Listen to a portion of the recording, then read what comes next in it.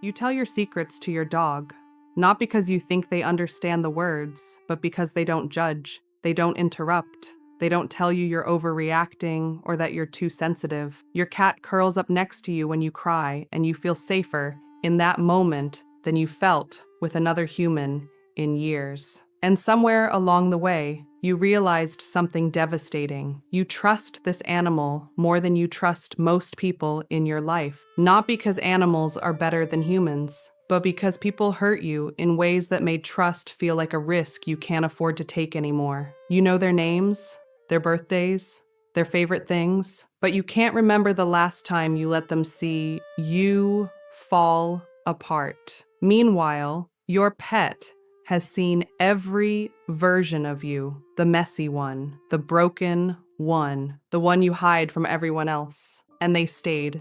They always stay. People leave, people betray, people use your vulnerabilities against you. But animals just love you unconditionally, without agenda, without conditions. And you've built your entire life around that safety, even if it means being alone. Maybe it started young. You were 7, and you told your mom something that scared you. Instead of comfort, you got dismissal. You're being dramatic. That's nothing to cry about. So you stopped going to her. But your dog sat with you, didn't need explanations, didn't need you to justify your feelings, just stayed. Or maybe you were a teenager, and you trusted a friend with something deeply personal. By Monday, the whole school knew. The humiliation burned. The betrayal carved something out of you. You learned people can't be trusted with the real you, but your cat never gossiped, never mocked, never turned your pain into entertainment. Or maybe it was a romantic relationship. You opened up, showed them the parts of you that weren't polished, weren't perfect, and they used it against you. Threw your insecurities back in your face during fights. Left when you needed them most. And you learned, again, vulnerability with humans is dangerous. Now you're an adult, and your closest companion has 4 legs. You talk to them more than you talk to people. You'd rather spend Friday night on the couch with your pet than at a social event. You'd cancel plans with friends, but never miss your dog's vet appointment. People call you a crazy cat lady or obsessed with your dog like it's a joke. But you know the truth. It's not obsession. It's safety. It's the only relationship in your life where you don't have to perform, pretend, or protect yourself. And that's not funny. That's survival. This is what psychologists call displaced attachment or selective trust based on relational trauma. It's not about loving animals too much. It's about learning through repeated painful experiences that human relationships are unpredictable and potentially dangerous, while animal relationships are consistent and safe. Your brain's attachment system, designed to help you bond with caregivers and build social connections, was damaged by betrayal, neglect, or emotional unavailability. So it redirected. It found safety where it could. In beings who can't weaponize your emotions, can't gossip about your secrets, can't abandon you for someone better. Research in attachment theory shows that people who experienced insecure or disorganized attachment in childhood often struggle with trust in adult relationships. When human connection feels threatening, the nervous system seeks connection elsewhere. Animals provide what psychologist John Bowlby called a secure base, a consistent source of comfort and safety. They don't have hidden agendas.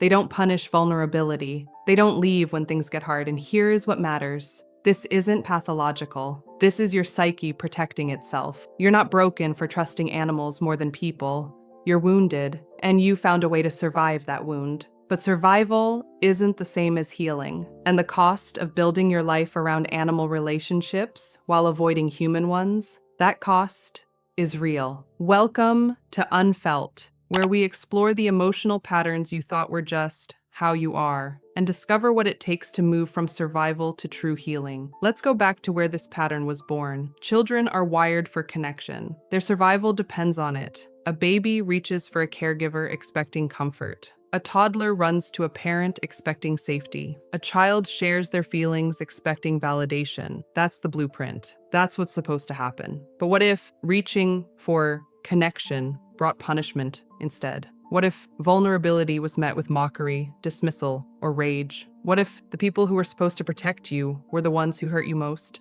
Maybe your parents were emotionally unavailable You brought them your fears, your excitement, your confusion, and they were too busy, too tired, too overwhelmed to truly see you. You learned, my feelings are an inconvenience. My needs are a burden. I should keep them to myself. Or maybe your parents were critical. Every time you expressed yourself, they corrected you. Don't be so sensitive. Stop crying or I'll give you something to cry about. You're too much. You learned. The real me is unacceptable. I need to hide to be loved. Or maybe you were betrayed by peers. You trusted a friend and they turned on you, shared your secrets, humiliated you publicly, and no adult protected you. You learned. People will hurt you and no one will stop them. As psychiatrist and trauma expert, Bessel van der Kolk writes in The Body Keeps the Score, being able to feel safe with other people is probably the single most important aspect of mental health. Safe connections are fundamental to meaningful and satisfying lives. But what happens when those connections aren't safe? When the people who should love you hurt you instead? Your nervous system adapts.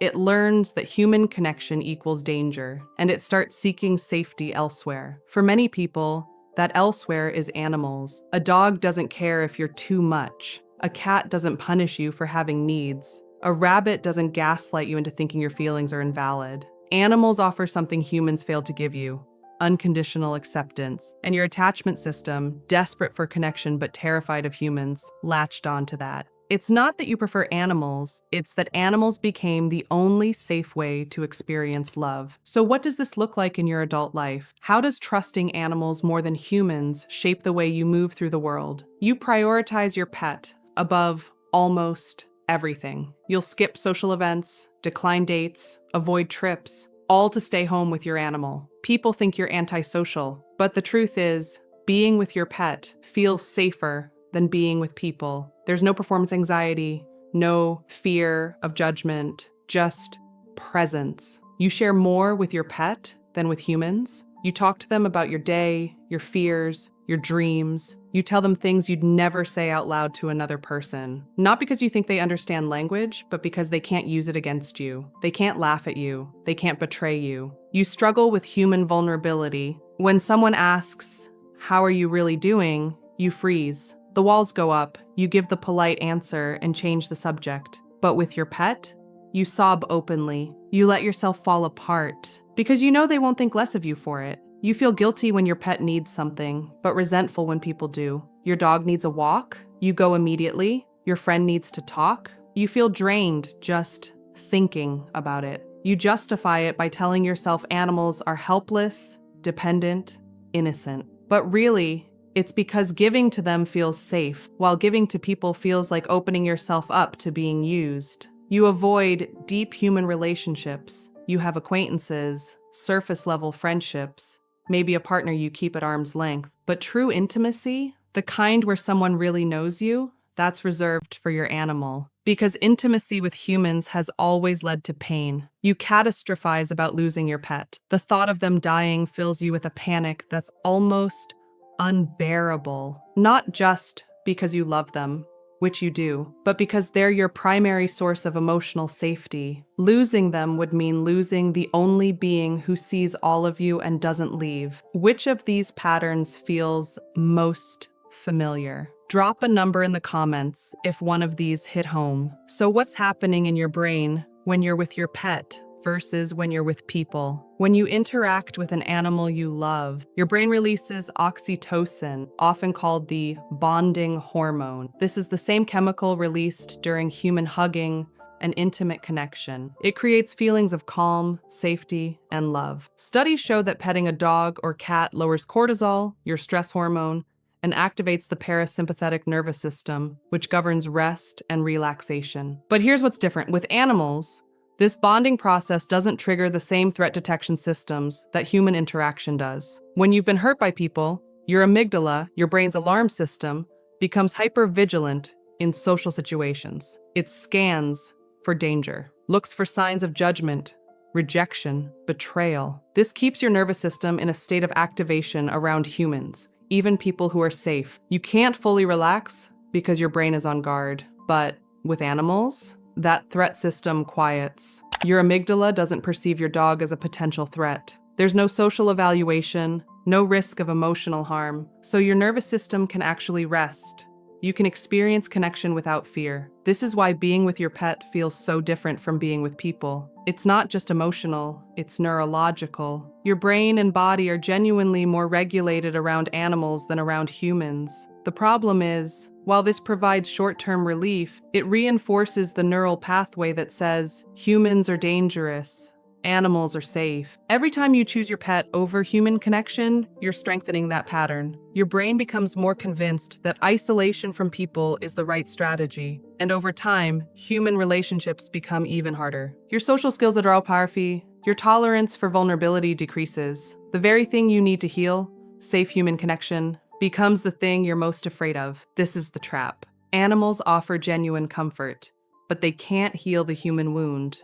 Only humans can do that. Here's the hard truth. You can't heal relational trauma without relationships. Animals can soothe you. They can provide comfort and companionship, and that's valuable. But they can't teach your nervous system that human vulnerability is safe. They can't show you that people can be trusted. They can't help you practice the skills of reciprocity, conflict resolution, and emotional intimacy that human relationships require. The wound was created in human relationship, and it can only truly heal in human relationship. That doesn't mean you need to stop loving your pet. It doesn't mean your bond with animals is invalid or less important. It means that animal relationships, while beautiful, can't replace the human connection your psyche needs to feel whole. Psychologist Carl Rogers, founder of person-centered therapy, wrote, "What is most personal is most universal." Your fear of human connection is deeply personal, but it's also universal. Most people are walking around with some version of this same wound,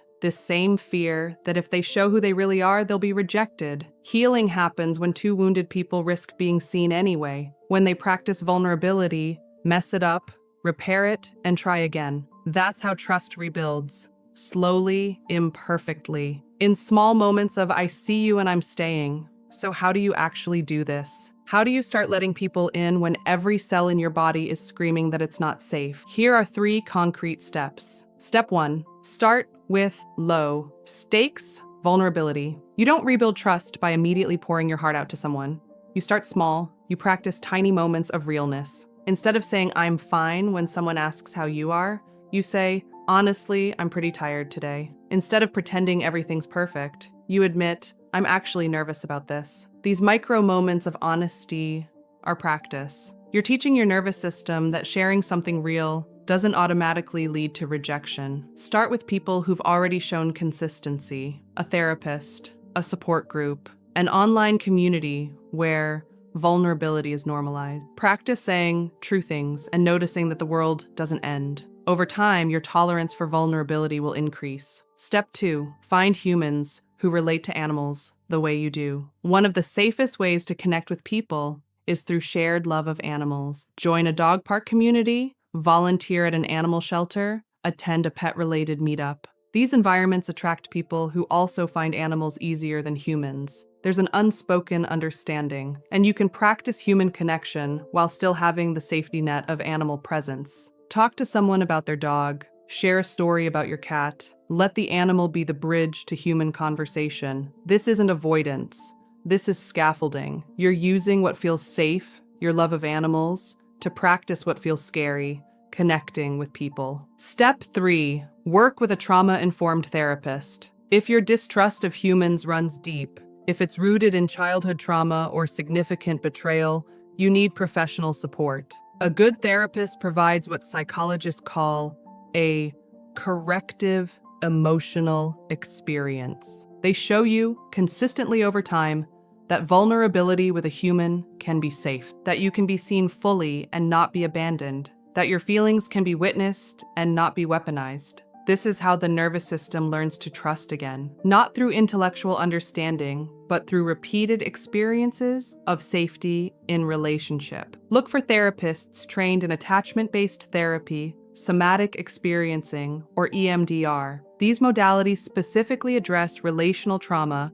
and can help rewire the patterns that keep you isolated. Imagine a version of you 6 months from now. You still love your pet deeply. You still find comfort in their presence, but you also have a friend you can call at 2 a.m. when you're falling apart. You have a partner who's seen you cry and didn't leave. You have a community of people who know the real you, the messy you, and they're still here. You don't have to choose between animals and humans anymore. You get to have both. The unconditional love of your pet and the complex, beautiful, sometimes difficult love of human connection. You're not perfect at vulnerability. You still mess it up. You still pull away sometimes, but you catch yourself. You come back. You repair. And slowly, the terror lessens. The walls lower. You realize you can survive being seen, more than survive. You can thrive. That's what's possible. Not perfection, but connection. Real, human, reciprocal connection. And your pet? They'll be so happy to see you come home, not just to them, but to yourself. Here's my question for you. If you could rebuild trust with one person, who would it be? Comment below. You're not wrong for trusting animals more than people. You're not broken. You're not antisocial or damaged.